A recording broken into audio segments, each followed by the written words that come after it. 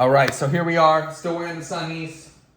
Same time, just a couple minutes later. What we're working on are resets and demand barking. Okay, he's starting to lay down. This is great. So first, let's start with a reset. Resets are super important for pet parents. And it's super important to get dogs to be able to reset, to be malleable like that, to be able to go from one thing to the other mentally, okay? So, let's start with this. We're gonna go back to priming. Something that I wanna say is really important for him.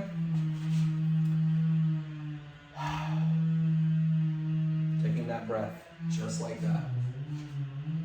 I tell you what, I need to do it all the time, every single day. I drink a lot of strong coffee, maybe that's why.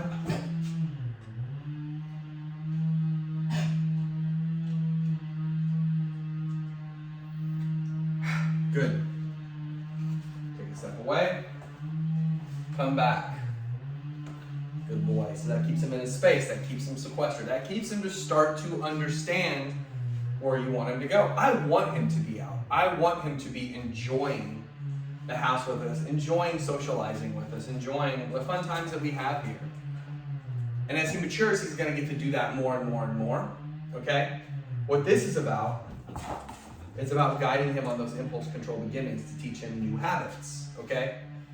How to crate train him, all the things that we've talked about. Okay? So, what I want him to do is start to understand what to do in a particular space. You gotta work just a little bit more, buddy. So, what I like to teach dogs is that break right there. How to calm down on this spot here. How to calm down out in the open. But a reset. Let's get to that. So important. It can be as simple as,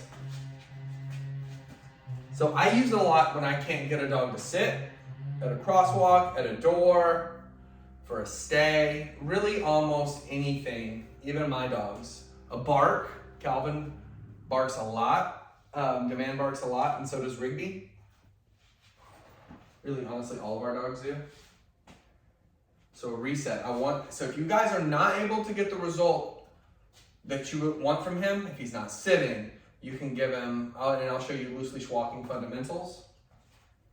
Step away, and then come back. Yes. And that little pause that you saw right there, that's a reset. It's very simple, but it's very helpful. Okay, so let's do another one. You can start like this, come back. And since he's been primed, he's been working, this is the best he's done, is in this training session. This is the best he's done. And I was gone. Okay, perfect. He says it's time to work on that. So, hold on a second. I was gone for like 3.5 hours, like I said. Stopped, got some lunch, saw a client, came home. And he is definitely going to be amped, definitely ready to play. So what I'm saying is that's pretty good considering he's recharged, that he's being so. And this jumping stuff, this isn't anything to worry about because he's responding. And if it does get bad, you can do some leash work with him and tell him no. And that just means put the leash on him, walk him around the house, just like I did with Rigby. Okay, so let's talk about demand barking. So the big thing you don't want to do is meet him on his level of loudness. Okay? Now, we're human. That happens at times. You can say, yo, stop. I get it. So let's work. Let's test him. See if we can replicate some demand barking. Place. Good quiet. So that's what I tell my boys. It means watch me, focus, quiet. Simpler to priming, but I use it for their barking. Hey. Good boy. So I'm gonna turn away. Let me see if I can get that from him. He demand barks at the other dogs. Now since he's a single dog home, we're not gonna worry about that. Here we go.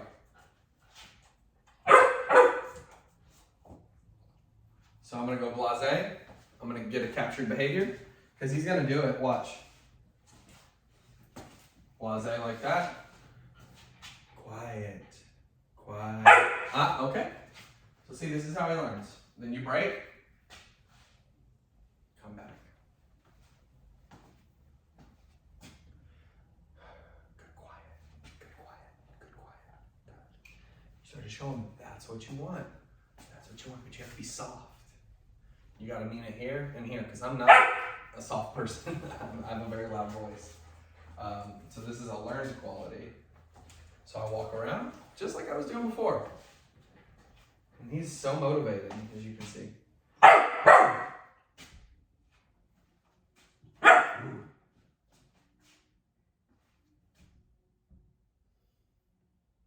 Three good dog, four good dog. Okay, we were gonna go to 5. So now what I do, since he's not able to do 5, we're gonna go down to a 3 good dog, okay?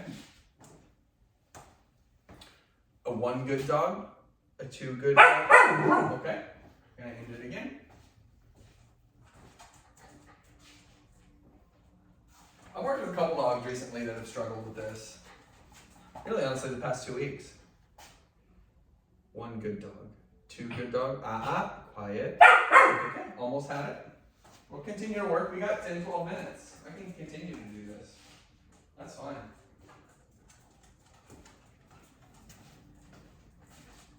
You gotta trust the process. That's what I tell everybody. Trust the process on this kind of stuff.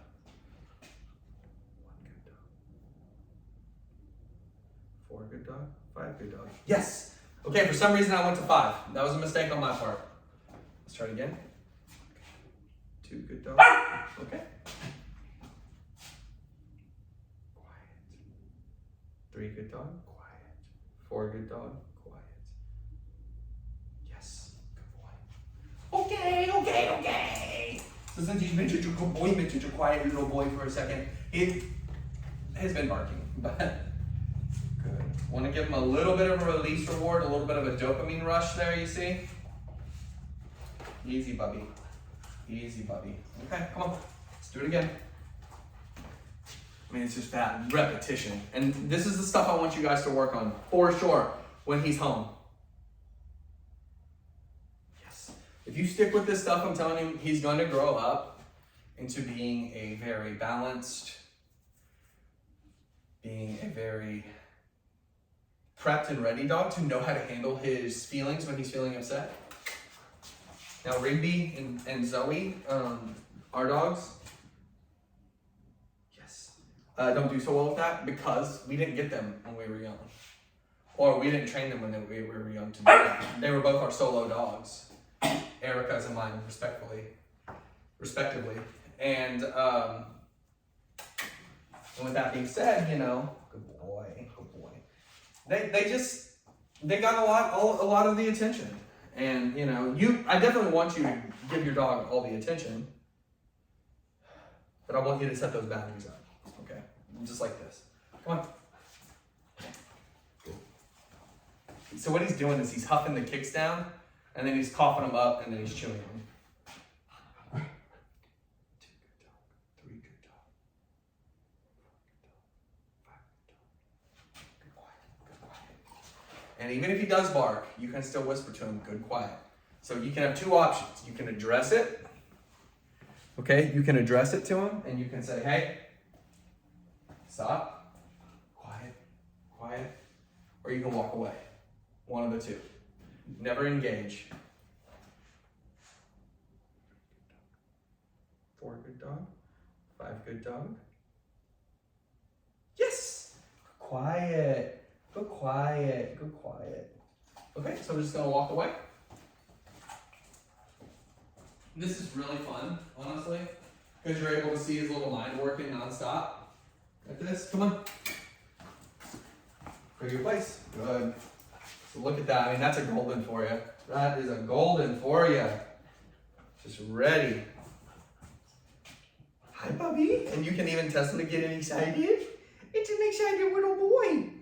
It's a good little boy and a happy little boy and a cute little golden, the cutest little golden in all of Texas.